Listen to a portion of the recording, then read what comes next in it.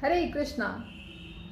हमने अपने लाइफ में कई सारे एक्सपेक्टेशंस बहुत सारे लोगों से बांध के रखे हैं, लेकिन जब हमारे वही एक्सपेक्टेशंस पूरे नहीं हो पाते तो हमें बहुत गुस्सा आता है। उस वक्त तो मन करता है कि बस उस व्यक्ति को सुना दे, लेकिन कहीं ना कहीं हमें ये पता रहता है कि अगर हम ऐसा करें तो वो गलत होगा। लेकिन फिर भी हम देखते हैं कि हमारा ये जो मन है ये किसी तरह कंट्रोल में नहीं रहता। हमें जो गुस्सा होता है, हमारे अंदर जो भड़ास होता है, हमारा मन करता है अब हम बस उसे निकाल दें, और फिर हम ऐसा करते हैं। और उसके बाद क्या होता है, उसके बाद 2 सेकंड की थोड़ी शांति या हल्कापन तो लगता होगा, लेकिन उसके बाद केवल अफसोस। तो भला ऐसा क्यों होता है कि हमारा अपने आप पर ही कोई कंट्रोल नहीं होता? ऐसे स्थिति में हम अपने गुस्से को कंट्रोल नहीं कर पाते। भगवद गीता के चैप्टर नंबर 3 श्लोक नंबर 36 में भी जो अर्जुन है वो श्री कृष्ण से यही पूछते हैं, हे वृष्णिवंशी, मनुष्य न चाहते हुए भी पाप कर्मों के लिए प्रेरित क्यों होता है?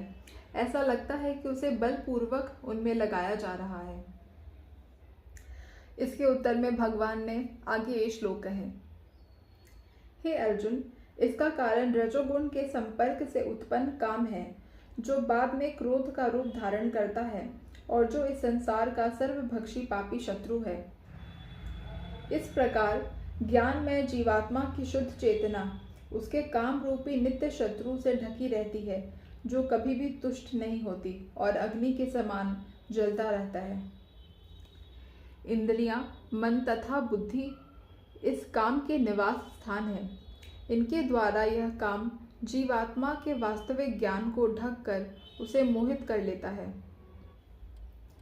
इसलिए हे भरतवंशियों में श्रेष्ठ अर्जुन, प्रारंभ में ही इंद्रियों को वश में करके इस पाप के महान प्रतीक का दमन करो और ज्ञान तथा आत्म साक्षात्कार के इस विनाशकर्ता का वध करो।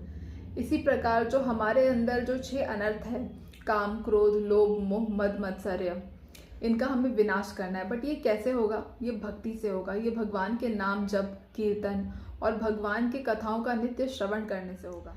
भगवान जो है वो भगवद गीता में कहते हैं, सततम कीर्तयन्तो माम। इसका मतलब जो सत्पुरुष है वो हमेशा उनके कीर्तन में लगे रहते हैं। और आगे जाके भगवान जो है चैप्टर नंबर 9 के श्लोक नंबर 30 और 31 में ये कहते हैं, यदि कोई व्यक्ति बहुत दुराचारी है या रह चुका है, किंतु यदि वह भक्ति में रत रहता है तो उसे साधु मानना चाहिए, क्योंकि वह अपने संकल्प में अडिग है।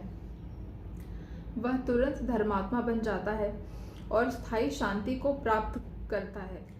इसीलिए अगर हमें अपने अंदर के इन 6 अनर्थों का नाश करना है तो हमें भगवान की भक्ति में लगना पड़ेगा। उनकी निरंतर और अडिग भक्ति से ही हम इन अनर्थों का नाश कर सकते हैं। हरे कृष्णा, हरि बोल।